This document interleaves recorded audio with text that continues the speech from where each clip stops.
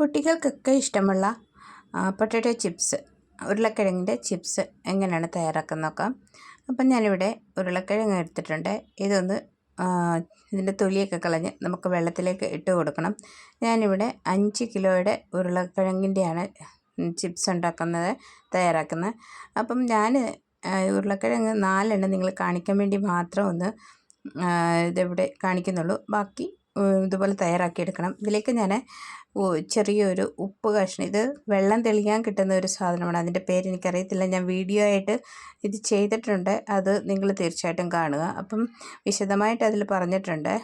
അപ്പോൾ ഇതുപോലെ ഇതൊന്ന് അരിഞ്ഞെടുക്കണം. ആദ്യം ഞാൻ സ്ലൈസറിൽ വെച്ച് അരിഞ്ഞത് ശരിയായില്ല, അതുകൊണ്ട് ഞാൻ വലിയൊരു സ്ലൈസറിലാണ് ഇതുപോലെ അരിഞ്ഞെടുക്കുന്നത്. പെട്ടെന്ന് തന്നെ നമുക്കിതിങ്ങനെ അരിഞ്ഞെടുക്കാൻ പറ്റും. നമ്മുടെ നാട്ടിലെ ചിപ്സൊക്കെ തയ്യാറാക്കാൻ കിട്ടുന്ന സ്ലൈസറുണ്ടല്ലോ, അത് എടുത്തിട്ട് അതിൽ നമുക്കിതുപോലെ അരിഞ്ഞെടുക്കാൻ പറ്റും. ഇതിനിയെല്ലാം ഒന്ന് കഴുകിയെടുക്കണം. അപ്പം ഞാൻ 5 കിലോയുടെ ഉരുളക്കിഴങ്ങ് ഇവിടെ എല്ലാം റെഡിയാക്കി വെച്ചിട്ടുണ്ട്. അതെല്ലാം കൂടി ഒന്ന് കഴുകിയതിന് ശേഷം കുറേ പ്രാവശ്യം കഴുകണം. വെള്ളം തെളിയുന്നവരെ അതൊന്ന് കഴുകിയെടുത്തതിന് ശേഷം ഇത് നമുക്കൊന്ന് വാട്ടിയെടുക്കണം. ഇതിനായിട്ട് ഞാൻ വെള്ളം അടുപ്പിൽ വെച്ചിട്ടുണ്ട്. അപ്പം ഇത് കുറേ പ്രാവശ്യം ഒന്ന് കഴുകിയെടുക്കണം. അത് ആദ്യം നല്ലവണ്ണം കഴുകിയെടുത്തതിന് ശേഷം മാത്രമേ അത് വാട്ടിയെടുക്കാവൂ. അപ്പം ഇത് വെള്ളം റെഡി ആയിട്ടുണ്ട്. ഇതിലേക്ക് നമുക്കിനി ഉപ്പ് ചേർത്ത് കൊടുക്കാം. ആവശ്യത്തിന് ഉപ്പ് ചേർത്ത് കൊടുത്തതിന് ശേഷം ഇതൊന്ന് വാട്ടിയെടുക്കാം. വാട്ടിയെടുത്ത് ഇപ്പോഴത്തെ വെയിലല്ലേ, പെട്ടെന്ന് തന്നെ ഉണങ്ങിക്കിട്ടും.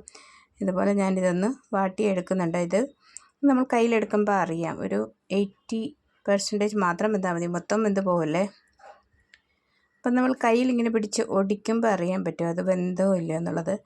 അപ്പോൾ ആ രീതിയിലാകുമ്പം നമ്മൾ കപ്പ വാട്ടുന്ന പോലെ തന്നെ, അല്ലാതെ വേറെ പ്രത്യേകിച്ചൊന്നുമില്ല, കപ്പ വാട്ടുന്ന പോലെ ഒക്കെ തന്നെയാണ്.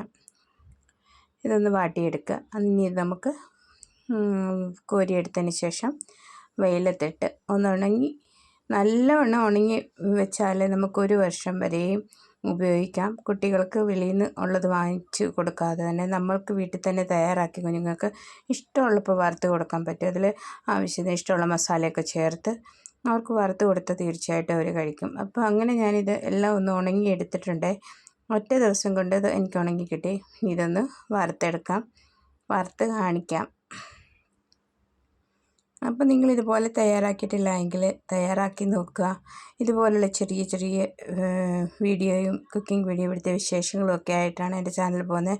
കണ്ടിട്ടില്ലാത്തവർ തീർച്ചയായിട്ടും കാണുക, സപ്പോർട്ട് ചെയ്യുക. അപ്പോൾ ഇതുപോലുള്ള ചെറിയ വീഡിയോയുമായിട്ട് അടുത്ത വീഡിയോയിൽ നമുക്ക് കാണാം. ഓക്കേ.